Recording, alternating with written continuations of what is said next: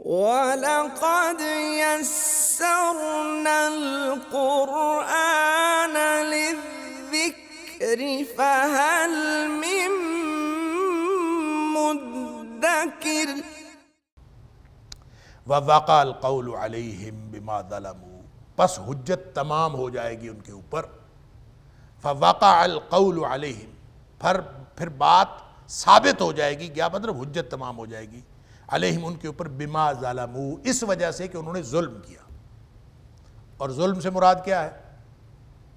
ظلم سے مراد ہے ان الشرک لظلم عظیم. ان کے شرک کی وجہ سے، فوقع القول علیہم، ان کے شرک کی وجہ سے وہ لوگ، ان کے اوپر حجت تمام ہو جائے گی.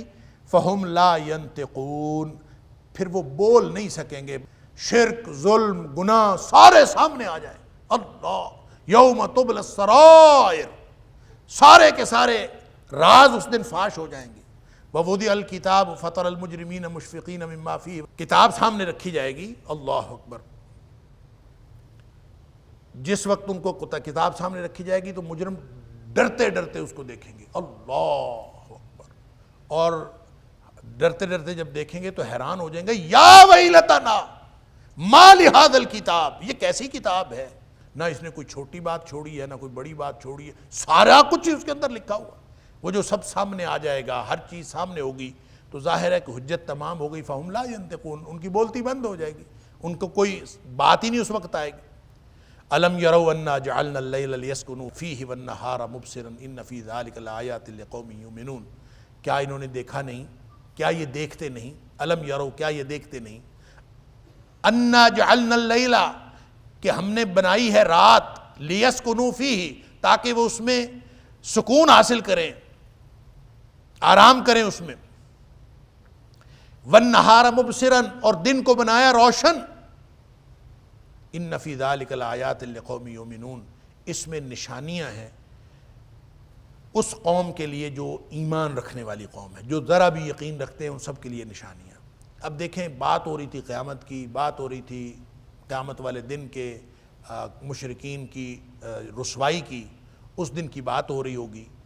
اس بات کے ساتھ فوراً الم یروا انا جعلنا اللیل لیسکنوا فیہ والنہار مبصرا، کہ دیکھتے نہیں کہ رات پیدا کی آرام کے لیے اور دن پیدا کیا روشن، اس میں نشانی ہے. تو گویا موت کے بعد کی جو زندگی ہے اس کو ثابت کرنے کے لیے اس کی یہ سب سے بڑی دلیل یہ ہے کہ روزانہ اللہ تعالیٰ موت دیتا ہے.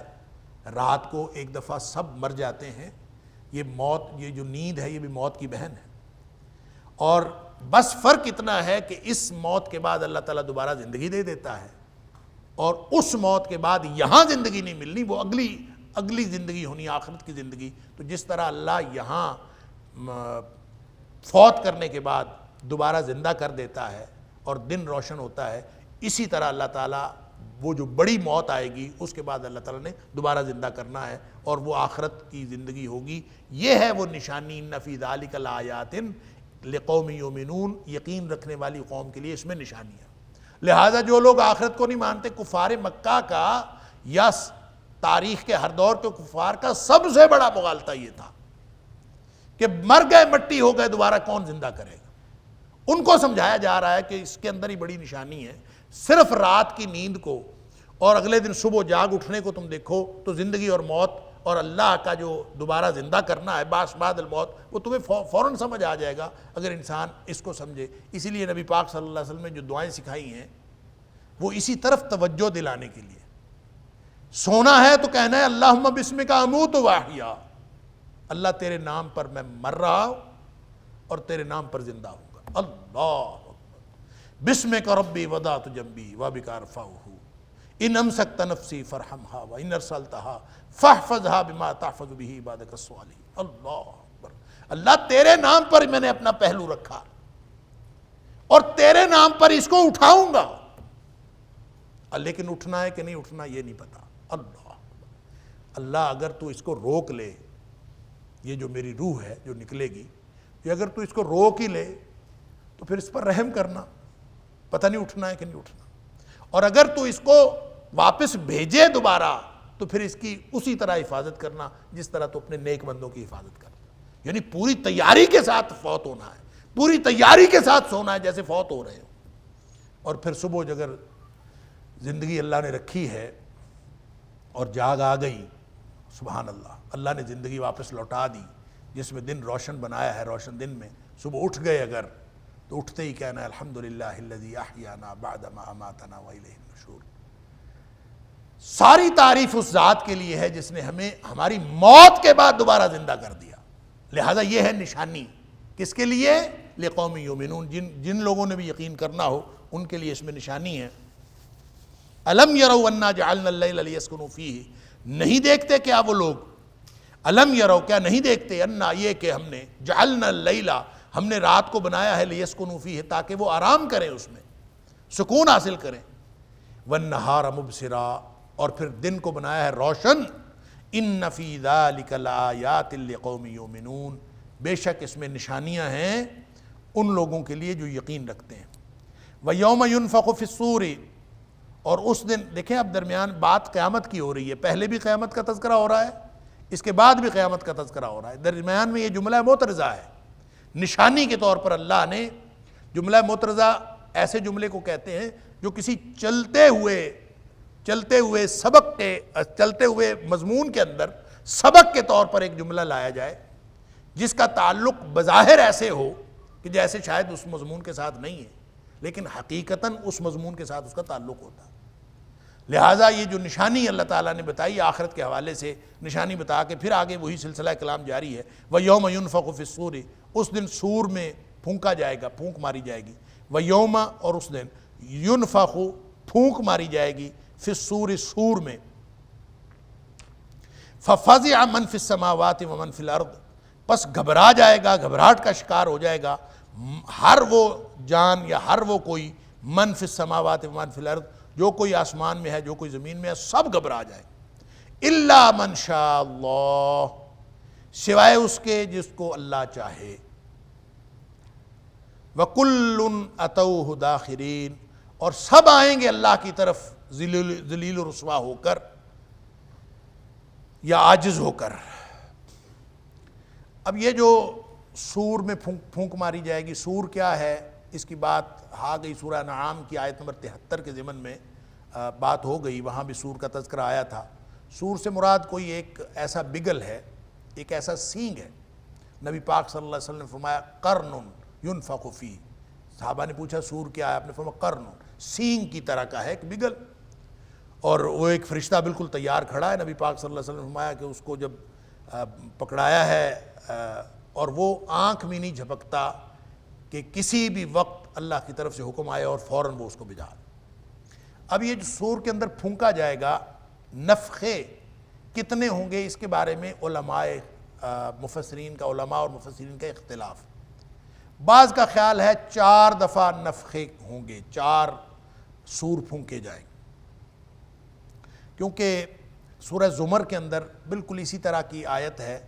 فازعہ کی جگہ ہے فصاعقہ، فصاعقہ من فی السماوات ومن فی الارض الا من شاء اللہ. یعنی یہاں فازعہ ہے، وہاں فصاعقہ ہے. صاعقہ مطلب، صاعقہ کا معنی بے ہوش ہو جائیں گے. سور پھونکا جائے گا اور جو کوئی آسمان اور زمین میں ہے سب بے ہوش ہو جائیں گے. لہٰذا جتنی جگہ بھی نفخے کا ذکر ہے اس کو کاؤنٹ کرنے کے بعد بعض مفسرین کا خیال ہے کہ 4 نفخے ہوں گے، 4 دفعہ یہ پھونک ماری جائے گی سور کے اندر. پہلا نفخہ ہوگا، لوگ گھبراہٹ کا شکار ہو جائیں گے جیسے فرمایا ففزع من فی السماوات ومن فی الارض. دوسرا نفخہ ہوگا تو سب بے ہوش ہو جائیں گے. فصاعقہ من فی السماوات، سورہ زمر کے اندر فصاعقہ، سب بے ہوش ہو جائیں گے. من فی السماوات ومن فی الارض الا من شاء اللہ، سوائے اس کے جس کو اللہ چاہے. اور تیسرا نفخہ اس وقت ہوگا جب دوبارہ جی اٹھیں گے سب. ایک نفخہ ہوگا اور مرے ہوئے لوگ سب دوبارہ جی اٹھیں گے. اور چوتھا نفخہ ہوگا جب حشر میں اکٹھے کیے جائیں. یہ بالعموم یہ 4 کی تقسیم کی جاتی. پھر ان میں سے بعض مفسرین نے کہا کہ نہیں، 4 نہیں ہے. جو حشر ہے نا، اکٹھا کیا جانا حشر کے میدان میں اور جی اٹھنا، اس کے لیے ایک ہی نفخہ ہوگا.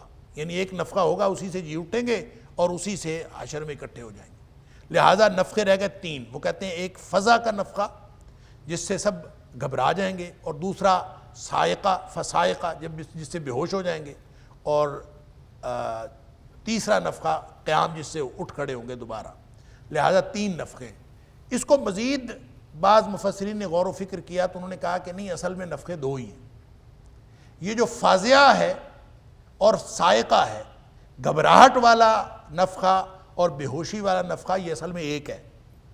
جس طرح قیام والا نفخہ ایک ہی ہے، جی مر کے جی اٹھنا اور پھر حشر میں اکٹھا ہونا، وہ ایک ہی نفخہ ہے. اسی طرح گھبراہٹ والا اور بے ہوشی والا نفخہ ایک ہی ہے. ایک جگہ یعنی یہاں فرما دیا ففازع من فی السماوات من فی الارض الا من شاء اللہ، اور سورہ زمر فرما دیا فصاعق من فی السماوات من فی الارض الا من شاء اللہ. تو اس کا مطلب ہے کہ وہ جو نفخہ ہوگا تو سور پھونکا جائے گا، اس کی ایک آواز ہوگی، اس آواز سے سب گھبرا جائیں گے، کسی کو کچھ سمجھ نہیں آئے گی. وہی گھبراہٹ جو ہے بالآخر بے ہوشی پر جا کے اختتام پذیر ہوگی، کہ لوگ اسی گھبراہٹ کے اینڈ پہ جا کے بے ہوش ہو جائیں گے، گر جائیں گے، اور وہ گویا مر جائیں گے. اس کے بعد اللہ تعالیٰ ان کو دوبارہ زندگی دے گا. لہٰذا 2 نفخے رہ گئے، ایک فضا و صاعق والا اور ایک قیام والا. 2 ہی نفخے ہیں. اس کی تائید جو ہے وہ ایک حدیث سے بھی ہوتی ہے کہ نبی کریم صلی اللہ علیہ وسلم سے پوچھا گیا کہ نفخے جو ہیں وہ ان کا باہمی فاصلہ کتنا ہے، وقت کا یعنی ان میں کتنا فرق ہے. نبی پاک صلی اللہ علیہ وسلم نے 40. اب 40 کیا ہے؟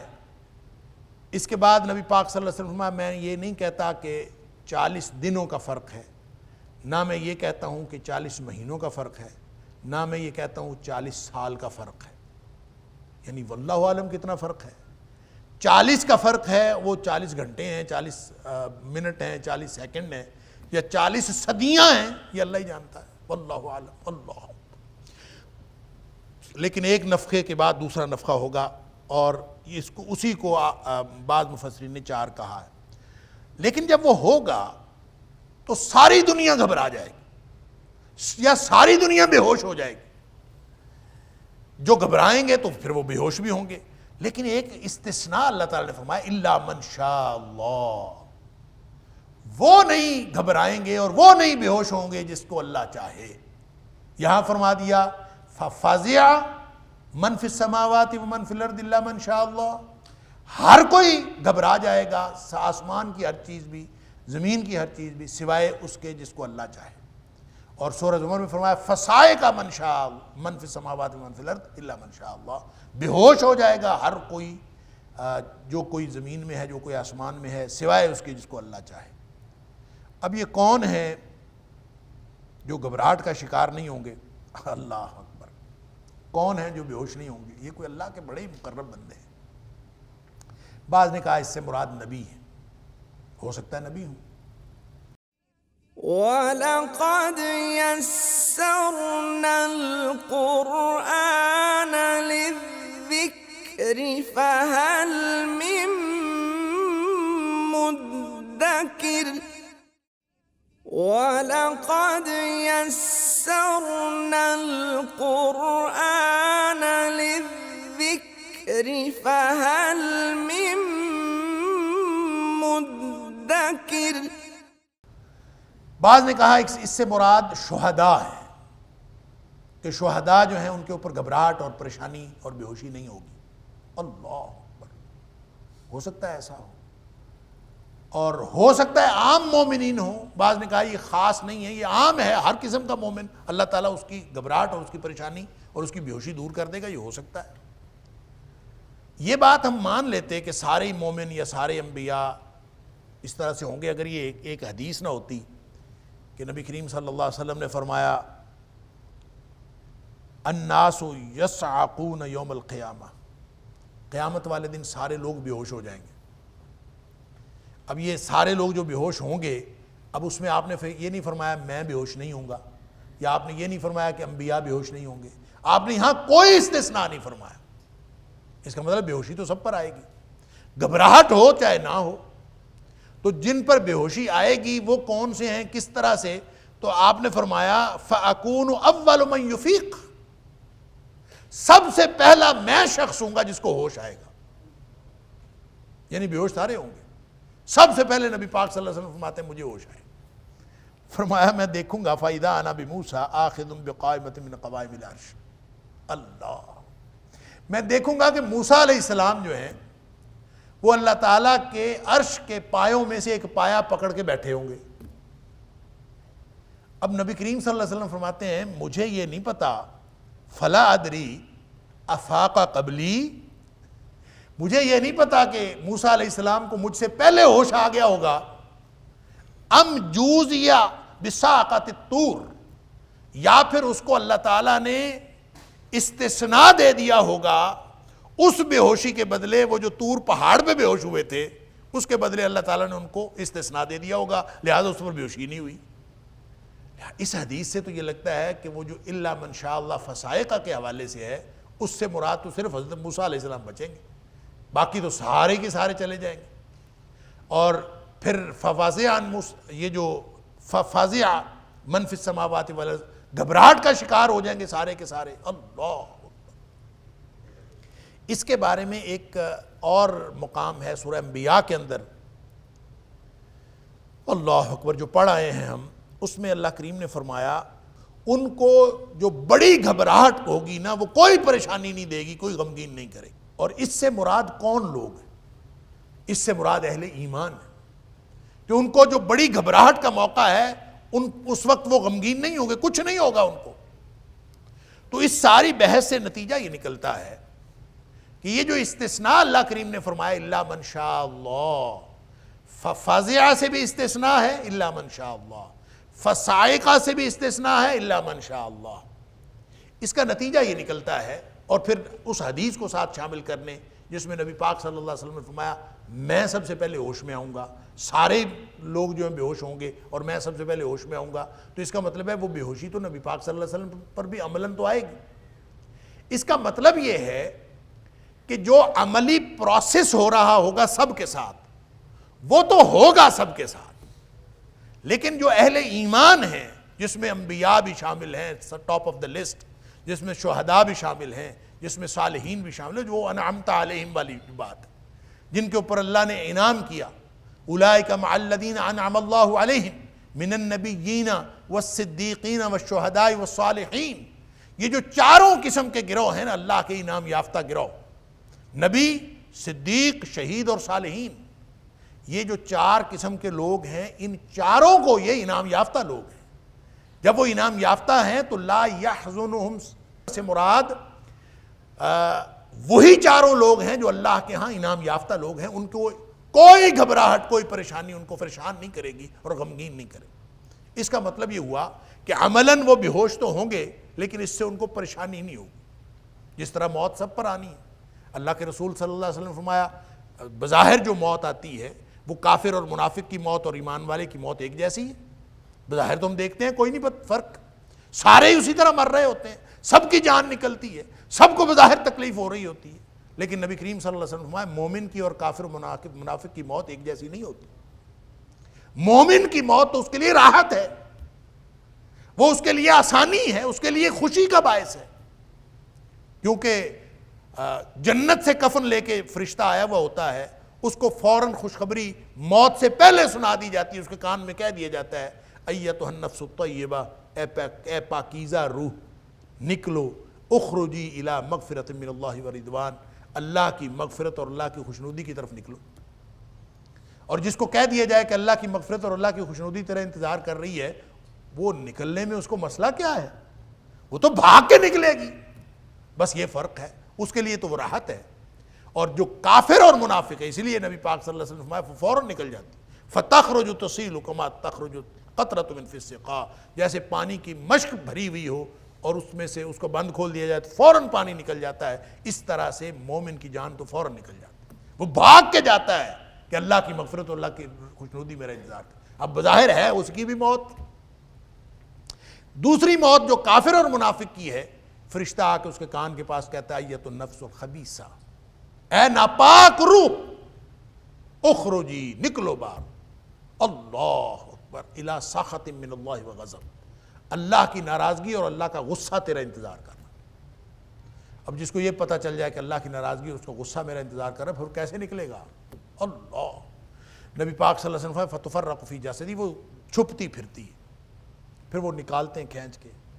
تو کہنے کی بات یہ ہے کہ جس طرح موت کافر اور منافق دونوں پر آنی ہے، کافر منافق پر بھی آنی ہے اور اہل ایمان پر بھی آنی ہے، لیکن مومن کے لیے راحت ہے اور کافر و منافق کے لیے مصیبت ہے، اور وہی موت عملاً وقوع پذیر ہو رہی ہے لیکن اس کو مصیبت یا پریشانی نہیں دے رہی، اس کو راحت دے رہی ہے۔ اور اللہ کے رسول صلی اللہ علیہ وسلم نے وہ جو دعا سکھائی ہے، جامع دعا صبح و شام پڑھنی چاہیے، اس کے آخر پہ بھی وہی یہی ہے، اللہم اصلح لی دینی الذی هو عصمت امری واصلح لی دنیای التی فیہا معاشی واصلح لی آخرتی التی فیہا معادی واجعل الحیات زیادۃ لی فی کل خیر واجعل الموت راحۃ لی من کل شر۔ اللہ میری موت ایسی بنا دے جو ہر قسم کی برائی سے میرے لیے راحت کا سامان بن جائے۔ تو مومن کی موت تو راحت ہوتی ہے، حالانکہ آتی وہ بھی موت ہے اور آتی کافر و منافق کو بھی موت ہے، دونوں کی موت کا فرق ہے، کیفیت فرق ہے۔ اس سے نتیجہ یہ نکلا کہ یہ جو الا من شاء اللہ کا استثناء ہے، یہ انشاءاللہ ہر مومن کو استثناء ہے۔ انبیاء، شہداء اور صدیقین وہ تو ٹاپ آف دا لسٹ ہیں، والصالحین، عام نیک لوگ بھی ساتھ ہیں، سارے اہل ایمان، ان کو اللہ تعالیٰ استثناء دے گا، نہ ان کو گھبراہٹ والا نفخہ جو ہے ان کو پریشان کرے گا، نہ بے ہوشی والا نفخہ ان کو پریشان کرے گا، نہ قیامت والے دن جو حشر کے سامنے، حشر میں اکٹھے ہونا ہے اللہ کے سامنے، وہ بھی ان کو پریشان نہیں کرے گا۔ اللہ اکبر۔ جب نبی پاک صلی اللہ علیہ وسلم نے یہ فرمایا کہ جس کا حساب شروع ہو گیا وہ پکڑا گیا، تو اما عائشہ صدیقہ رضی اللہ عنہ نے پوچھا کہ پھر حسابا یسیرا کا کیا مطلب ہے؟ فسوف یحاسب حسابا یسیرا، کہ اس کا حساب آسان ہوگا، اللہ نے قرآن میں فرمایا۔ تو آسان حساب کا کیا مطلب ہے؟ اگر حساب شروع ہو گیا پکڑا ہی جانا ہے تو پھر آسان تو حساب کسی کا نہ ہوا۔ اللہ نبی کریم صلی اللہ علیہ وسلم نے فرمایا وہ تو صرف پیشی ہوگی، بس جانا ہے، پیش ہونا ہے اور بس جاؤ، حساب کوئی نہیں ہونا۔ مطلب عملاً وہ سارا واقعہ ہونا ہے مومن کے اوپر بھی، لیکن اس کے لیے کوئی پریشانی کی بات نہیں۔ اسی طرح قبر کے اندر بھی نبی کریم صلی اللہ علیہ وسلم نے فرمایا کہ قبر جو ہے یا روضۃ من ریاض الجنہ یا حفرۃ من حفر النار، یا تو پھر یہ جہنم کے گڑھوں میں سے گڑھا ہے یا جنت کے باغیچوں میں سے باغ ہے۔ تو ظاہر ہے مومن کے لیے جب جنت کا باغ بن گیا تو اس کو پریشانی کس بات کی ہے؟ انشاءاللہ قبر کے اندر کوئی پریشانی نہیں مومن کو۔ لہذا موت سے لے کر جنت میں داخلے تک جتنی راستے کی پریشانیاں ہیں، چاہے وہ فضا اکبر کی ہوں، چاہے وہ سائق کی ہوں، چاہے وہ جی اٹھنے کے موقع پر ہوں، چاہے وہ حشر میں اللہ کے سامنے پیش ہونے کے موقع پر ہوں، چاہے وہ پل صراط کے موقع پر ہوں، اللہ، کوئی موقع ایسا نہیں ہے جس موقع پر اہل ایمان پریشان ہوں۔ اور وہ اس کی دلیل بہت ساری احادیث میں ہے، میں پہلے بھی عرض کرتا رہتا ہوں، اور ان ساری احادیث کا خلاصہ بھی یہی بنتا ہے کہ یہ جو اللہ کریم نے الا من شاء اللہ فرمایا ہے، اس سے یہ استثناء اللہ نے ہر اہل ایمان کو دیا، اور سب کو اللہ تعالیٰ کوئی پریشانی نہیں ہوگی، کیونکہ وہ جو اللہ تعالیٰ نے فرمایا قیامت کا منظرنامہ ذکر کیا نا، یوم یفر المرء من اخیہ و امہ و ابیہ و صاحبتہ و بنیہ لکل امرئ منہم یومئذ شأن یغنیہ۔ جس دن قیامت جب آئے گی تو سب ایک دوسرے سے رشتے توڑ دیں گے، بھائی بیٹا، باپ، اولاد سب چھوڑ جائیں، ہر ایک کو اپنی اپنی پڑی ہوگی۔ لیکن جب ہر ایک کو اپنی اپنی پڑی ہوگی، حالات اتنے خراب ہوں گے، وجوہ یومئذ مسفرہ، کچھ چہرے چمک رہے ہوں گے، سبحان اللہ، اندازہ کریں، پریشانی کی انتہا ہے، لیکن وجوہ یومئذ مسفرہ، کچھ چہرے چمک رہے ہوں گے، صرف چمک نہیں رہے ہوں گے، فرمایا ضاحکۃ مستبشرہ، ہنس رہے ہوں گے اور خوش ہوں گے۔ اندازہ کریں وہ کوئی خوشی کا ماحول تھوڑی ہوگا، وہ تو ماحول غمی کا ہوگا، وہ تو پریشانی کا ماحول ہوگا، لیکن اس پریشانی میں بھی اللہ تعالیٰ نے استثناء دیا ہے کہ کچھ چہرے جو ہیں وہ چمک بھی رہے ہوں گے، ہنس بھی رہیں گے، خوش بھی ہوں گے، اللہ اکبر، لیکن کچھ چہرے دوسرے، وجوہ یومئذ علیہا غبرہ ترہقھا قترہ اولئک هم الکفرۃ الفجرہ، کچھ چہرے ہوں گے ان کے چہرے سیاہ ہوں گے، اللہ، اداسی چھائی ہوئی ہوگی، کالک ملی ہوئی ہوگی، اولئک هم الکفرۃ الفجرہ، یہ گنہگار اور کافر لوگ ہیں جن کے ساتھ یہ ہوگا. لہذا بس اہل ایمان اور بے ایمان ان دونوں کی الگ الگ اللہ تعالیٰ گروہ بنا دے گا، اور اہل ایمان کو کسی بھی صورت میں انشاءاللہ.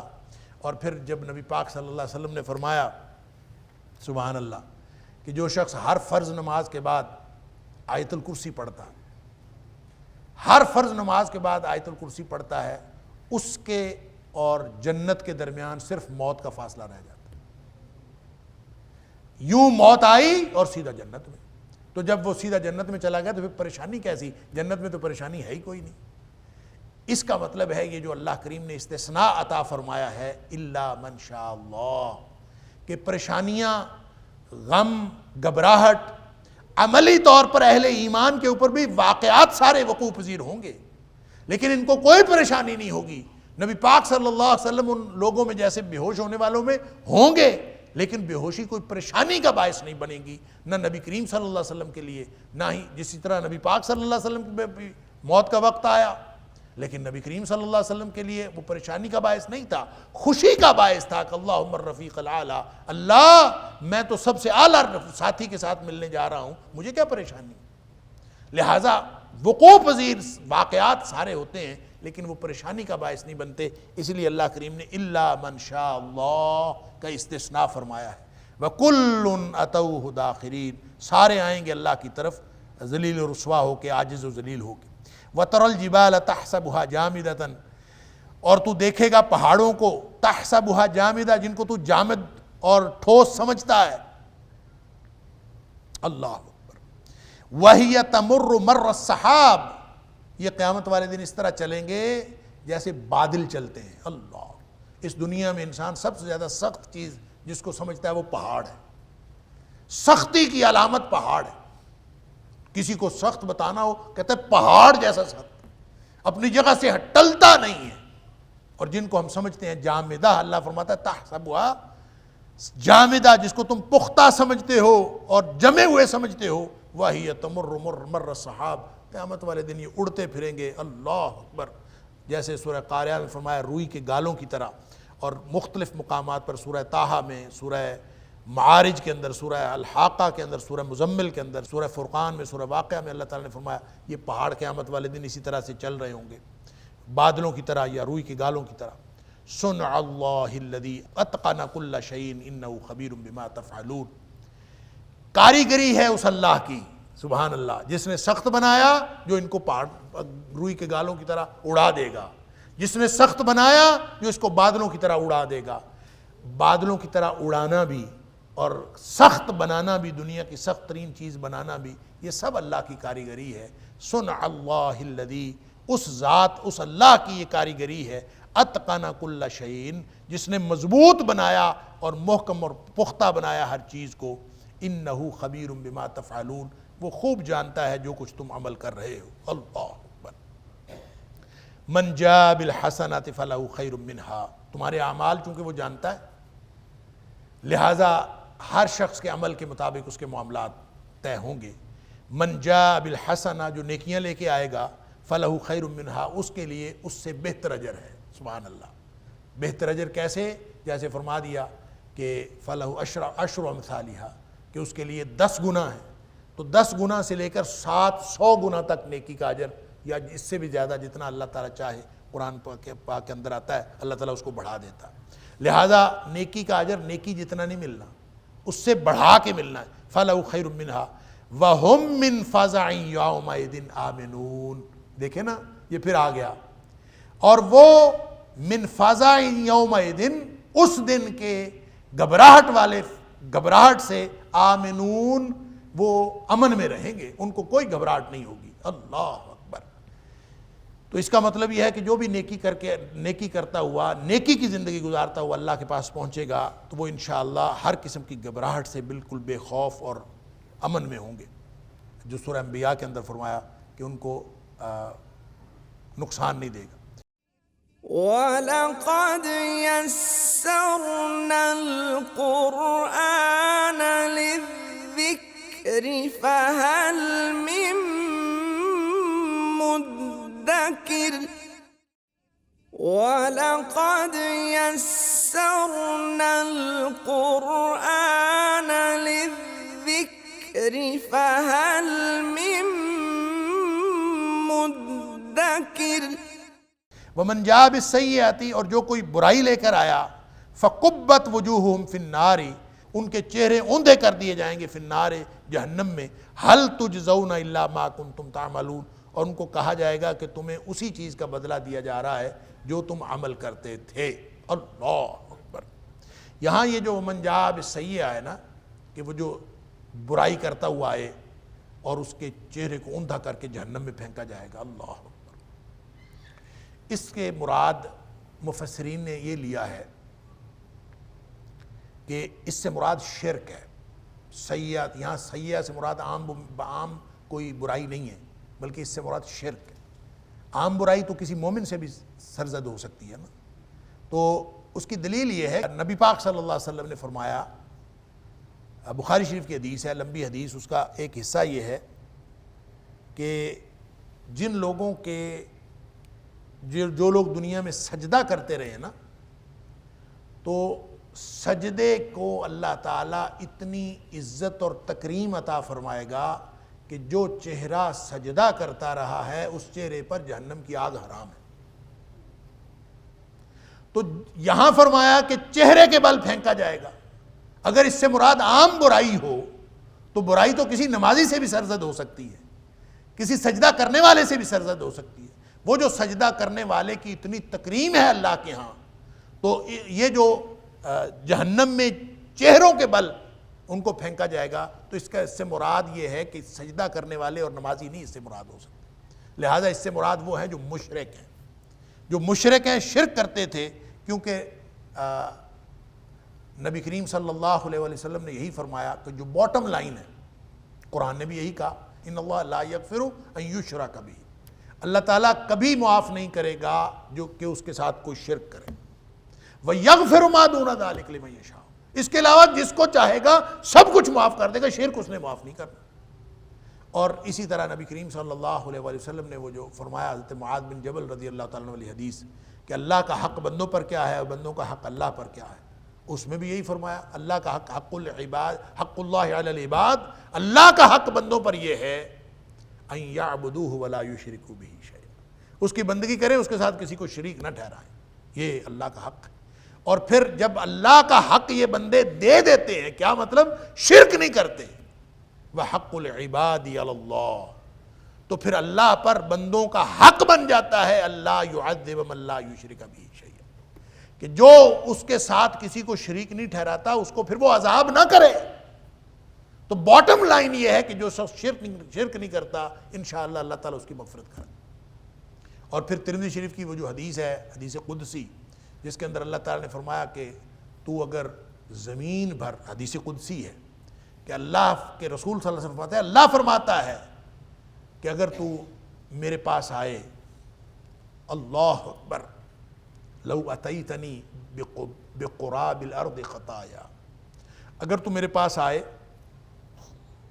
اس حال میں کہ زمین تیرے گناہوں سے بری ہوئی ہو، بقراب الارض خطایا، تیرے گناہوں سے پوری زمین بھری ہوئی ہو، تو اس حالت میں میرے پاس آئے، وَأَتَيْتَنِي لَا تُشْرِكْ بِي شَيْئًا، لیکن تو اس حالت میں میرے پاس آئے کہ تو میرے ساتھ کسی کو شریک نہ ٹھہراتا، اللہ غفرت لک ولا ابالی، میں تیرے سارے گناہ معاف کر دوں گا، مجھے کوئی پرواہ نہیں۔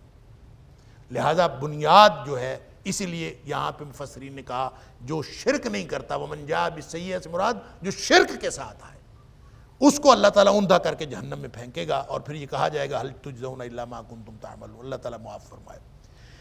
پھر آگے نبی پاک صلی اللہ علیہ وسلم کو ہدایات ہے کہ میں بندگی کروں اس شہر کے رب کی، اس شہر کے رب کی، الذی حرمہا، جس کو اللہ نے حرمت والا بنایا ہے، وَلَهُ كُلُّ شَيْءٍ، یعنی اللہ رب ہے، مالک ہے اس شہر کا جو حرمت والا شہر ہے۔ کون ہے؟ کون سا شہر اس سے مراد ہے؟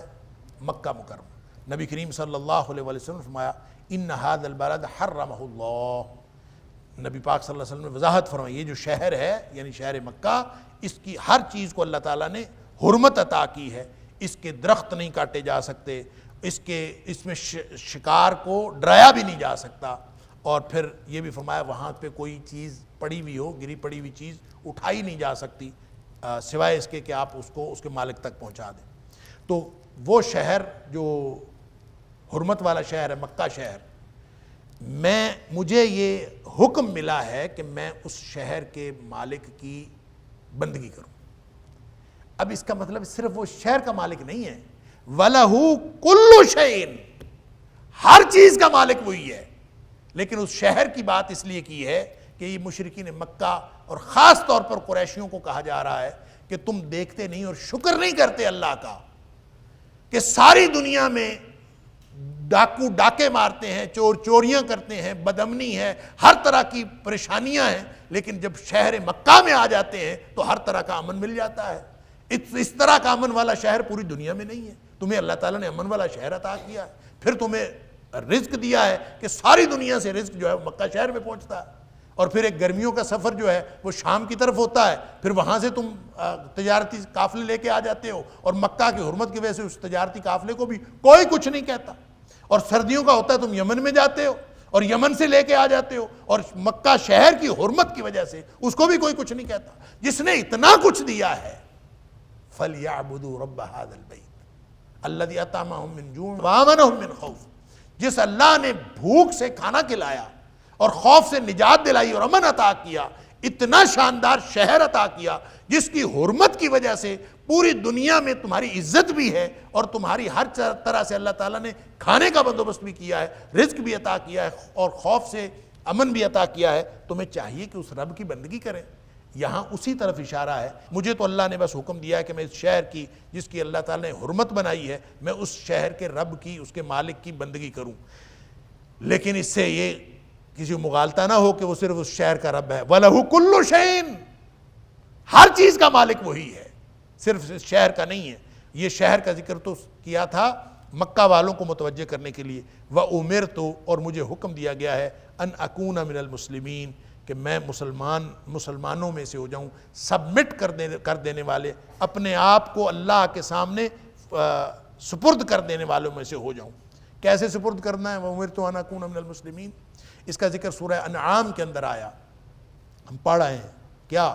قُلْ إِنَّ صَلَاتِي وَنُسُكِي وَمَحْيَايَ وَمَمَاتِي لِلَّهِ رَبِّ الْعَالَمِينَ لَا شَرِيكَ لَهُ وَبِذَلِكَ أُمِرْتُ وَأَنَا أَوَّلُ الْمُسْلِمِينَ، کہ یہی اپنے آپ کو سبمیشن کا اور اللہ کا فرما بردار بنانے کا اور مطیع بنانے کا کیا طریقہ ہے کہ قُلْ إِنَّ صَلَاتِي وَنُسُكِي وَمَحْيَايَ وَمَمَاتِي لِلَّهِ رَبِّ الْعَالَمِينَ، یہ کہو کہ میری نماز، میری قربانی، میرا جینا، میرا مرنا، سب کچھ میرے اللہ کا، لا شریک لہو، اس کا کوئی شریک نہیں ہے، وَبِذَلِكَ أُمِرْتُ وَأَنَا أَوَّلُ الْمُسْلِمِينَ، اسی بات کا مجھے حکم دیا گیا ہے، اور میں سب سے پہلا اپنے آپ کو اللہ کے سامنے مطیع اور فرمانبردار کر دینے والوں میں سے۔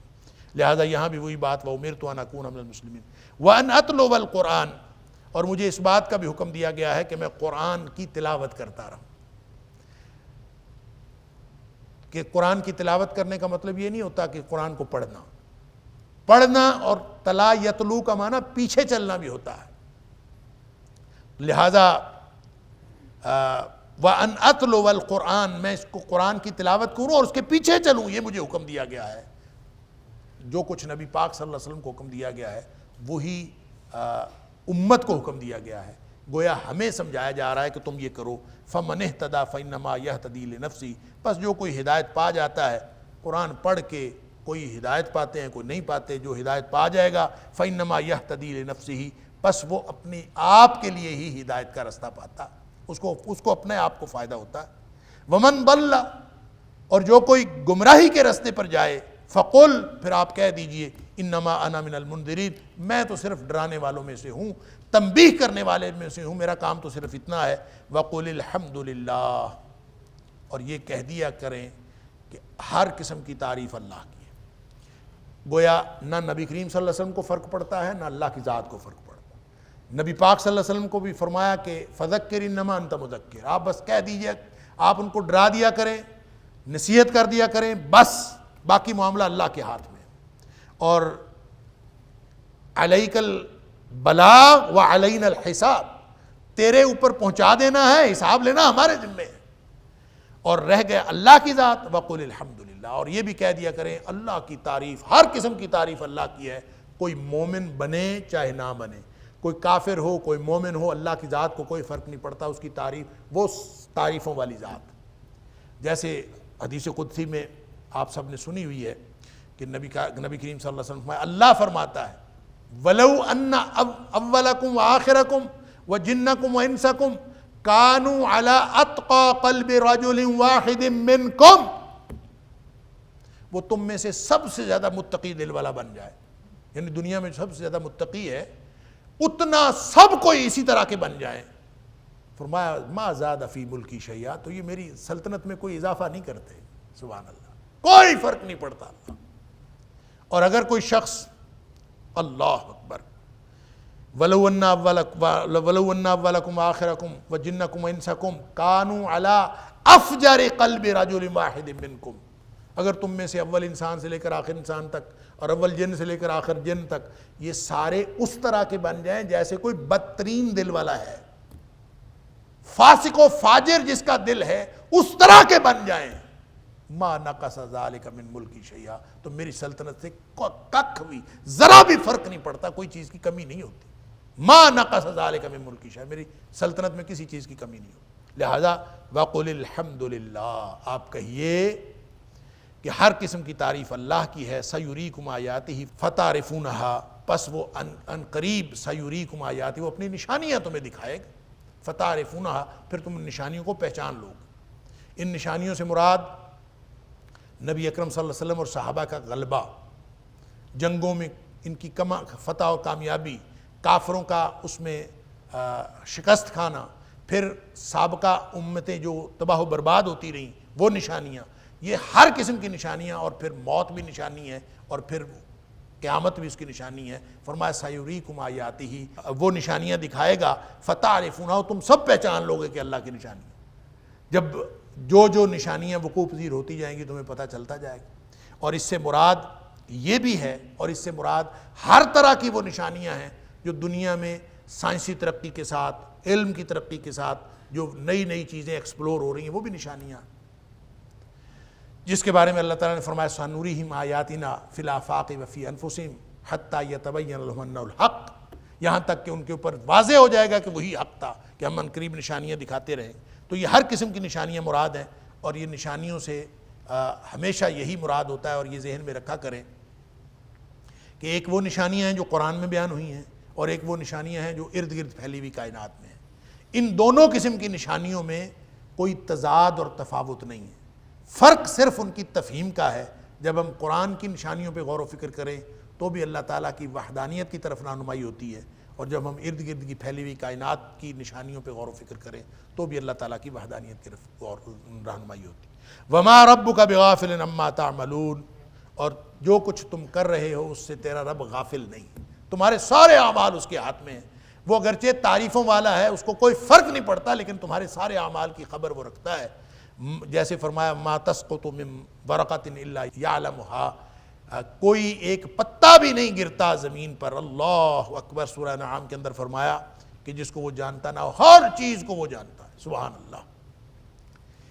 علامہ ابن کثیر علیہ الرحمہ نے ایک قول حضرت عمر بن عبدالعزیز رحمہ اللہ کا ایک قول نقل کیا ہے ابن ابی حاتم کے حوالے سے۔